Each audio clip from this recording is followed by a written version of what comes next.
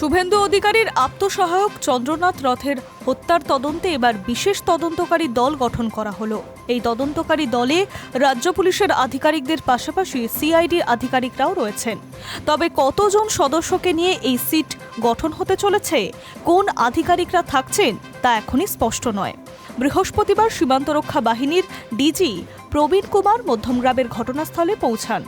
রাজ্য পুলিশের ভারপ্রাপ্ত ডিজি সিদ্ধিনাথ গুপ্ত বুধবার রাতেই গিয়েছিলেন মধ্যমগ্রামের হাসপাতালে। তদন্তের স্বার্থে তিনি বেশ কিছু প্রকাশ্যে বলতে চাননি।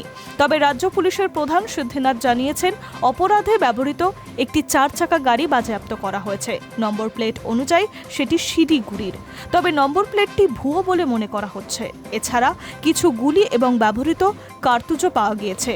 চন্দ্রনাথের হত্যার তদন্তে ইতিমধ্যেই আসরে নেমেছে সিআইডি। বৃহস্পতিবার সকালেই রাজ্যের তদন্তকারী সংস্থার আধিকারিকরা পৌঁছে গিয়েছিলেন মধ্যমগ্রামের অকুস্থলে। রাজ্য পুলিশের ফরেনসিক বিশেষজ্ঞদের একটি প্রতিনিধি দল বুধবার রাতেই পৌঁছে যান সেখানে। যে গাড়িটিতে চন্দ্রনাথ ছিলেন সেই গাড়ি থেকেই নমুনা সংগ্রহ করেছে ফরেনসিক আধিকারিকরা। গাড়ির সামনের দুটি আসনেই রক্তের ছাপ, সেই দুটি আসন সহ গাড়ির বিভিন্ন অংশ থেকে নমুনা সংগ্রহ করা হয়েছে। বুধবার রাতে যেখানে চন্দ্রনাথকে গুলি করা হয়েছে সেই এলাকাটি পুরো ঘিরে রেখেছে পুলিশ। কেন্দ্রীয় বাহিনীর জওয়ানরা মোতায়েন রয়েছে ঘটনাস্থলে। চন্দ্রনাথ যে আবাসনে থাকতেন সেখান থেকে যশোর রোড পর্যন্ত পুরো রাস্তায় পুলিশ ও কেন্দ্রীয় বাহিনী মোতায়েন রাখা হয়েছে। ওই পথে যানবাহন চলাচল আপাতত বন্ধ করে রেখেছে পুলিশ। লোকজন যাতায়াতের বিধিনিষেধ রয়েছে। বৃহস্পতিবার ভোরের দিকে মধ্যমগ্রাম হাসপাতাল থেকে বারাসত মেডিকেল কলেজ এবং হাসপাতালে পাঠানো হয় চন্দ্রনাথের দেহ। বর্তমানে বারাসত হাসপাতালের মর্গেই রাখা হয়েছে তার দেহ।